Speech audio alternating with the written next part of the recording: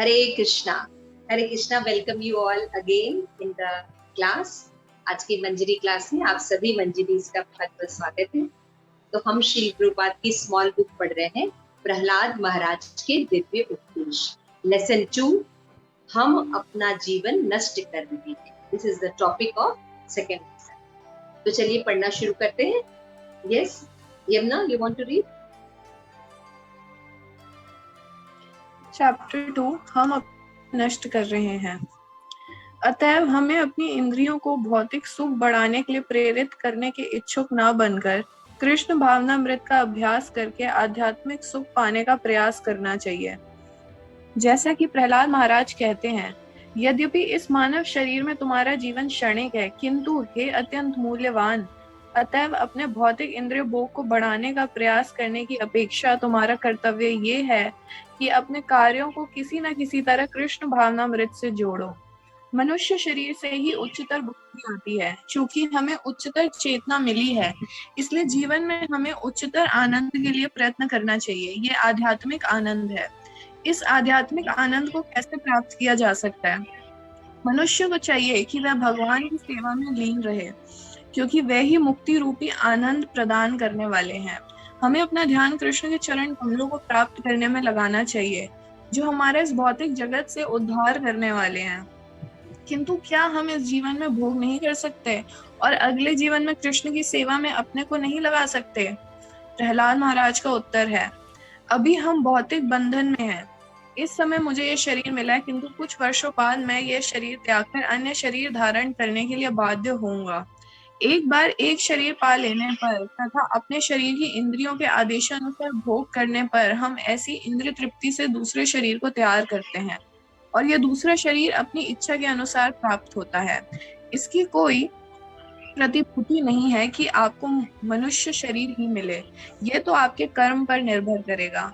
यदि आप देवता की तरह कर्म करेंगे तो आपको देवता का शरीर प्राप्त होगा, और यदि आप कुत्ते की तरह कर्म करेंगे तो कुत्ते का शरीर मिलेगा।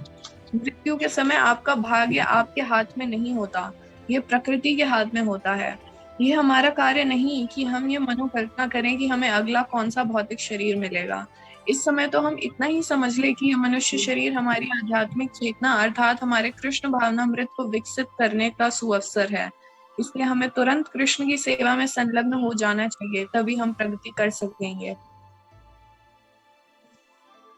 Yes, Poonam, you want to read? Poonam? हाँ, Yes.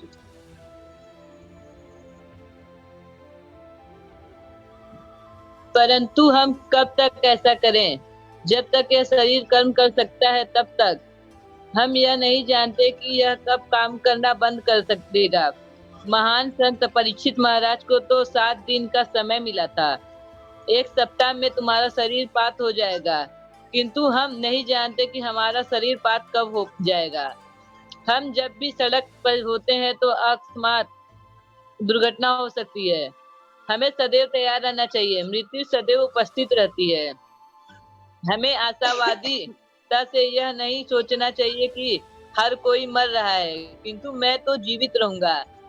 यदि हर कोई मरता है तो फिर आप क्यों जीवित रहेंगे? आपके पितामह मरे हैं, पितामह मरे हैं, अन्य संबंधीगण भी मरे हैं, तो फिर आप क्यों जीवित रहेंगे? आप भी मरेंगे, आपकी संतानें भी मरेगी। अतः इसके पूर्व की मृत्यु आए, जब तक यह मानवीय बुद्धि है, हम कृष्ण भावनामृत में जुट जाएं। प्रहलाद महाराज की यह संस्तुति है।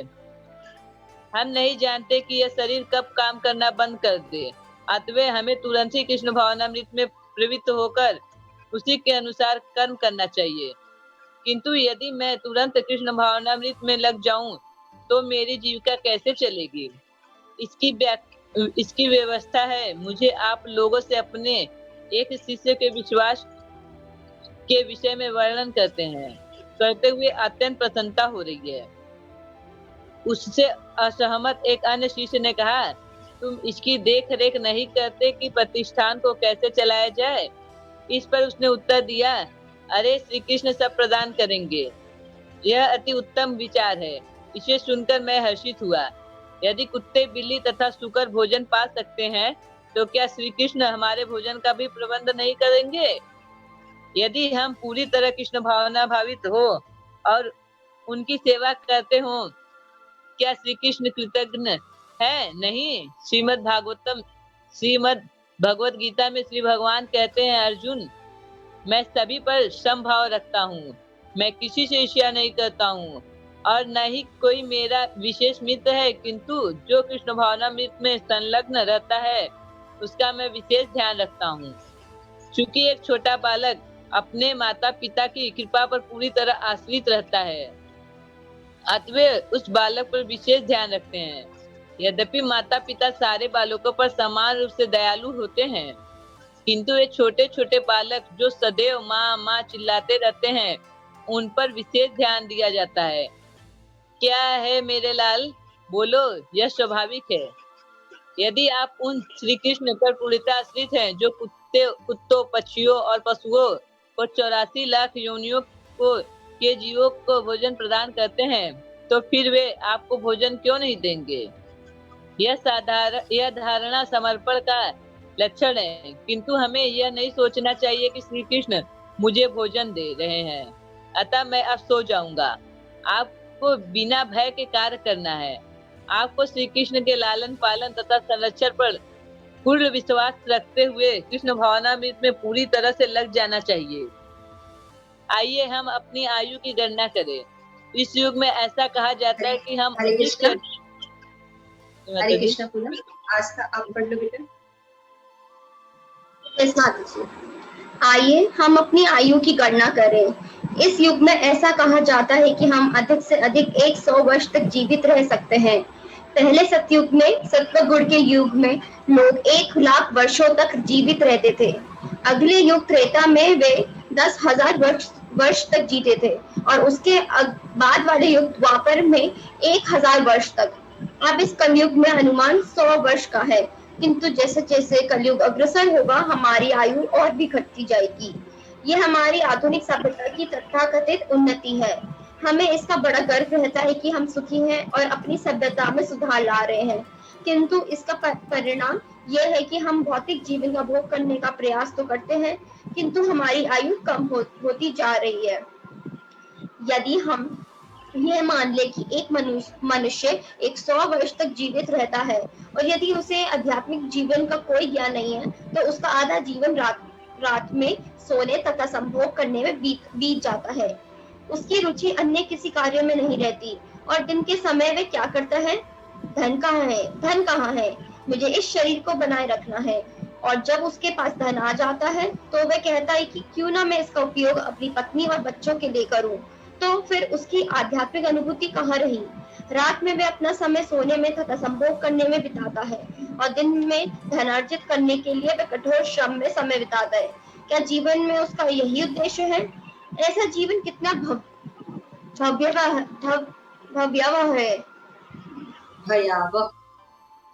भयावह है। साधारण व्यक्ति बालपन में भ्रमित रहता है और निरर्थक खेल खेलता रहता है। आप 20 वर्षों तक इसी तरह करते रह सकते हैं। तत्पश्चात जब आप वृद्ध होते हैं तो फिर से 200 वर्ष तक कुछ नहीं कर सकेंगे। जब व्यक्ति वृद्ध हो जाता है तो उसकी इंद्रियां काम नहीं कर सकती। आपने अनेक वृद्ध व्यक्तियों को देखा होगा, वे विश्राम करने के अतिरिक्त कुछ भी नहीं करते।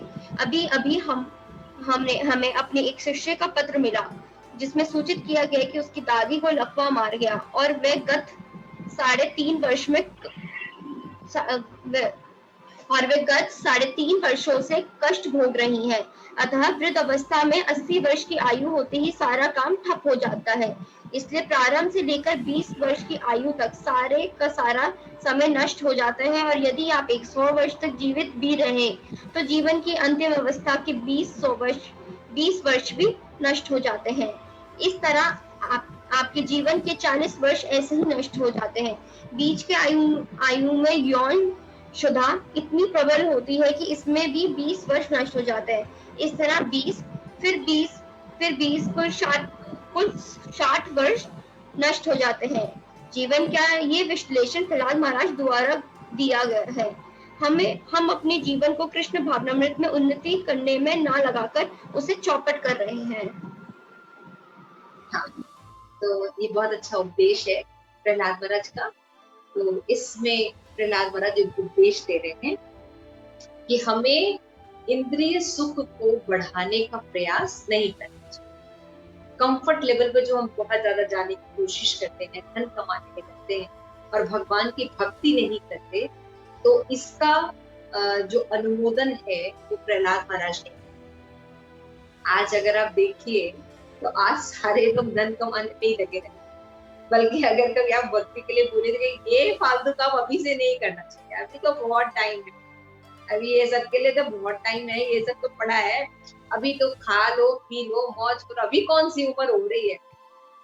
प्रहलाद महाराज 5 वर्ष के हैं तब से कह रहे भक्ति करनी चाहिए। जब व्यक्ति बड़ा हो जाएगा और एक बार बूढ़ा हो जाएगा, सीख जाएगा सब कुछ, तो भक्ति कैसे करेगा? क्योंकि उसे सीख गया।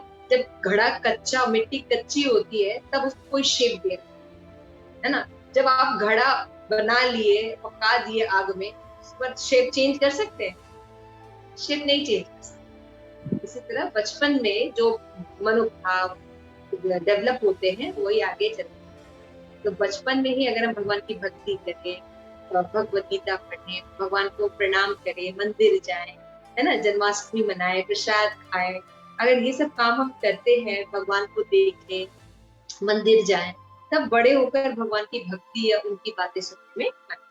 फर्स्ट लेसन क्या है कि हमें अपनी इंद्रियों का भोग सुख बढ़ाने के लिए इच्छुक नहीं होना चाहिए, बल्कि कृष्ण भावनामृत का अभ्यास करके अपने जीवन को सुखी बनाने का प्रयास करना चाहिए। फर्स्ट 3 है बहुत इंपॉर्टेंट, ये प्रहलाद महाराज का उपदेश है। तो इसलिए इसके लिए क्या करना चाहिए, उसी पैराग्राफ में लास्ट टाइम में बोलते हैं कि इसलिए हमारा कर्तव्य है कि अपने सभी कार्यों को कृष्ण भावना से जोड़ दें, है ना। हमारा उठना बैठना, खाना पीना, बोलना, जूम से मीटिंग करना, ये सब किससे हो जाना चाहिए? भगवान से एसोसिएट, तो वो भक्ति हो गई। तो यही प्रहलाद महाराज समझे। उसके बाद प्रहलाद महाराज कहते कि ऐसा मैं उपदेश, मान लो कोई पूछे प्रहलाद महाराज से आप ये क्यों उपदेश दे रहे हैं, प्रहलाद महाराज कहते हैं कि मनुष्य योनि जो है ना, ये बहुत ही दुर्लभ। उसमें क्या दुर्लभ बात होती है?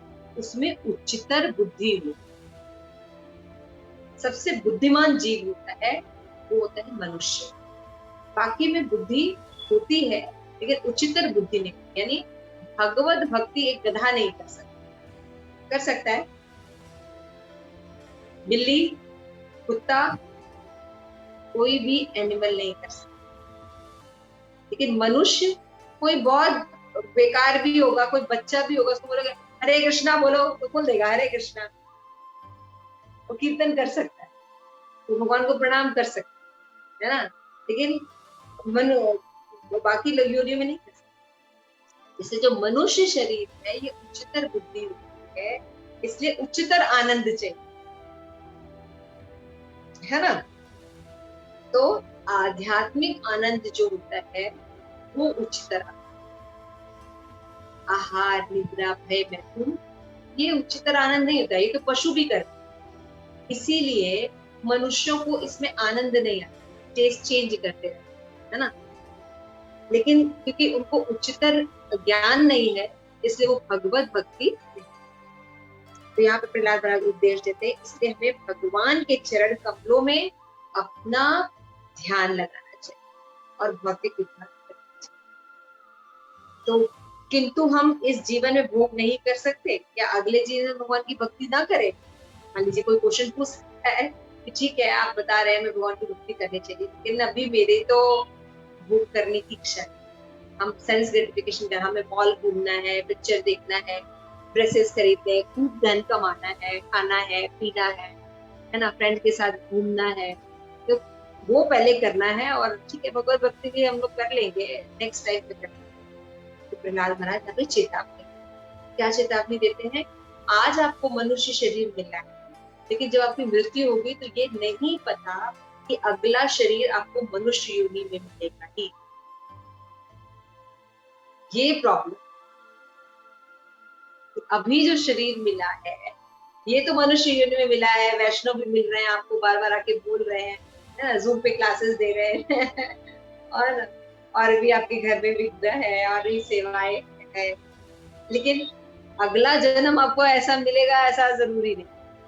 और आप प्रभुपाद की बुक्स को मिल जाएंगे या प्रभुपाद आपके जीवन में मिल जाएंगे, ये भी जरूरी।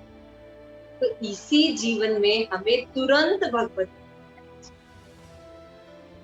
तो संत जो जैसे कि मान लीजिए जैसे परीक्षित महाराज, श्रीमद् भागवत में परीक्षित महाराज इतने बड़े राजा थे, पांडवों के पोते थे, उनको पता चला मेरे 7 डेज में मृत्यु हो जाएगी, घबराए नहीं, उन्होंने सारा राजपाट ठीक से सौंप दिया अपने बच्चों को, मंत्रियों को, और फिर वो गंगा के तट पर आकर शुकदेव गोस्वामी से भागवत कथा सुनी। तो अगर वो बचपन से भक्ति नहीं कर रहे होते तो कर पाते ये? अब थोड़ा सा सोच के देखिए, मान लीजिए आप डॉक्टर के पास जाए और डॉक्टर बोलेगा कि अब आपके जीवन में सिर्फ 3 दिन रह गए, कैसा लगेगा? अगर भगवत भक्ति की है थोड़ी बहुत तो घबराहट होगी, चीजें घटेगी, लेकिन फिर विचार आएगा कि शरीर का तो नाश होना ही है, आज नहीं तो कल तो होगा ही। लेकिन हम अगर भगवत भक्ति में अपना ध्यान लगाएं तो हम अपना लक्ष्य प्राप्त कर सकते, कृष्ण प्रेम प्राप्त कर सकते, वापस इस सुख दुख में नहीं आए कि मरना तो मैं कभी ना कभी है ही, हो सकता है हमारी मृत्यु अभी आ गई, लेकिन हमें प्रयास क्या करना चाहिए? तो हम थोड़ा बहुत भगवत भक्ति कर रहे होंगे तब ये सब विचार, नहीं तो बहुत मुश्किल है। नहीं तो फिल्में बनेंगे राजेश खन्ना, है ना फिल्में बनाएंगे लोग, ऐसा है तो हम मर रहे हैं, तो ये है तो, है ना। फिर अमिताभ बच्चन जब हुआ तो उसके लिए एक बनाया गया, न्यूज लाइन बनाई गई, एक नया रेडियो स्टेशन बनाया गया था, न्यूज होती थी लाइक दैट, सारे पब्लिक रोती थी दिन भर, है ना। तो ये सब यही होगा, लेकिन फिर भी उससे कुछ होगा नहीं, मरना है तो मरना ही होगा। इसीलिए प्रहलाद महाराज कहते हैं कि शरीर का मृत्यु होगा। नेक्स्ट बता रहे हैं, क्योंकि यदि मैं कृष्ण भावनामृत में लग जाऊं तो मेरी जीविका का क्या होगा? ठीक है, आप बोल रहे हैं हम भक्ति कर ले, तो मतलब हमारे घर परिवार कैसे चलेगा अगर हम भक्ति करेंगे तो यहाँ पे प्रहलाद महाराज ये समझा रहे हैं कि भगवान सबका पेट भर सकते हैं, तो क्या आपका पेट नहीं भर सकते हैं? जितने भी कुत्ते हैं, बिल्ली हैं, आकाश में पक्षी चलते हैं, टनों टन हाथी जो है इतना खाना खाता है, तो उसका सबका इंतजाम आप ही करते हैं क्या? सबका भगवान कर रहे हैं ना। जब पशुओं का भगवान कर रहे हैं तो मनुष्यों का भगवान क्यों नहीं करेंगे, ये बताइए। जब असुर लोगों का, नास्तिक लोगों का भी भगवान पालन कर रहे हैं, तो आप तो भगवत भक्ति कर रहे हैं, तो आपका भगवान कैसे नहीं पालन कर? तो अभी भी भगवान ही पालन कर रहे हैं, लेकिन हमें लगता है कि हम नौकरी करते हैं तब धन आता है। नौकरी बहुत से लोग करते हैं, लेकिन धन हर को नहीं मिलता।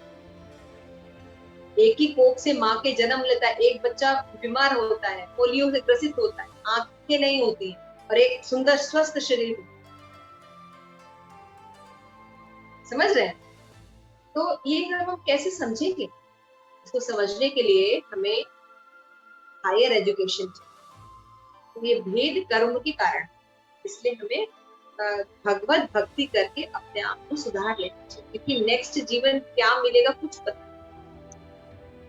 तो यहाँ पे लिखा है कि अगर कुत्ते बिल्ली कर सकते हैं, उनको भगवान पालन कर सकते हैं, तो मनुष्यों का या जो हमारा भगवत भक्ति कर रहे हैं भगवान उनको पालन नहीं करेंगे, उनको भोजन नहीं देंगे। तो इसका ये मतलब नहीं है कि भगवान हमें सब देंगे तो जाके सो जाए, निकम्मे बन जाए, अरे भगवान तो है ही, भगवान सब करते रहेंगे, नहीं। हाँ, हमें अपना काम करना है, डिपेंडेंसी भगवान पर, शरणागति भगवान, ये प्रोवाइड करने वाले भगवान हर चीज प्रोवाइड करते हैं। जो भगवान पर आश्रित है, छोटा बच्चा किसी का 1-2 साल का बच्चा होता है तो वो माँ को ज्यादा ध्यान, क्योंकि वो अपने से कुछ नहीं कर सकती, है ना, दूध पिलाने का काम, उसको नहलाने का, उसको पॉटी कराने का, तो हर समय माँ बाहर भी जाती है तो चिंता लगी रहती है ना। लेकिन जब बच्चा बड़ा हो जाता है तो चिंता नहीं रहती है। उसी तरह से जो भगवान पर आश्रित रहते हैं, जो भक्त, जो भगवान जानते हैं कि भगवान देंगे, तो भगवान ही उनका पालन करते हैं, बड़े अच्छे से पालन। यहाँ पे बताया गया है कि इसलिए क्या करना चाहिए, हमें पूरा विश्वास होना चाहिए, इसी को शरण इसी को शरण। प्रहलाद महाराज ने क्या उपदेश दिया, सबसे पहला उपदेश इस लेसन में दिया कि हमें इंद्रिय तृप्ति को बढ़ाने की कोशिश नहीं करनी चाहिए। मनुष्य जीवन जो है भगवत भक्ति के लिए मिला है, भगवत भक्ति करनी चाहिए, क्योंकि उच्चतर बुद्धि है। उसके बाद श्री प्रभुपाद बड़ा अच्छा एग्जाम्पल दे रहे हैं कि हर युग में हर की आयु अलग अलग, तो ये नॉलेज होना बहुत जरूरी। कभी कभी आप पढ़ेंगे, कोई स्टोरी पढ़ेंगे तो उसमें देखेंगे लाखों वर्ष तपस्या की, तो कहते हैं अरे ये ऐसे ही लिख दिया है, 100 वर्ष की तो आयु होती है, लाखों वर्ष तपस्या कैसे कर लेगा कोई। तो पता होना चाहिए कि हर युग का टाइम जोन अलग होता है। जैसे कि कहेंगे अच्छा ऐसा कैसे, आप मैप देख लीजिए इंडिया का, इंडिया में अभी भारत में रात हो रही है, तो अमेरिका में क्या हो रहा होगा, रात, सुबह हो रहा होगा ना। तो इसी पृथ्वी पर थोड़ी थोड़ी दूरों पर जो देश और राष्ट्र है, तो उनमें समय का जोन का अंतर आ जाता है। तो एक जो है ग्रह से दूसरे ग्रह की बात की जा रही है, तो वहां के टाइम जोन में चेंज नहीं। एक युग से दूसरे युग की बात की जा रही है, तो उसके टाइम जोन में अगर चेंज है तो कौन सी बड़ी। तो सतयुग में कई लाख वर्ष होता था, है ना, और इसीलिए ध्रुव महाराज जो कई हजार वर्ष तक तपस्या की, है ना, ऐसे 6 महीने में उनको मिल गया था, लेकिन पिछला जीवन आप देखेंगे तो ध्रुव महाराज ने बहुत तपस्या की।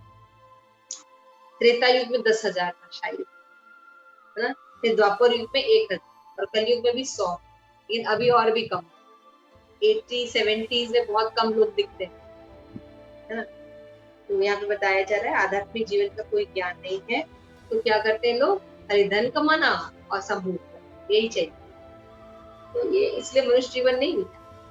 तो इसलिए प्रहलाद महाराज दूसरा उपदेश देते हैं कि हमने क्या किया है, सारा बचपन जो है खेल कूद में बिता दिया, बड़े हुए तो पढ़ाई लिखाई में बिता दिया, है ना, तो इससे ज्यादा बड़े हुए तो नौकरी धंधे में, बाल बच्चों को शादी ब्याह करके पढ़ाने में निकाल दिया।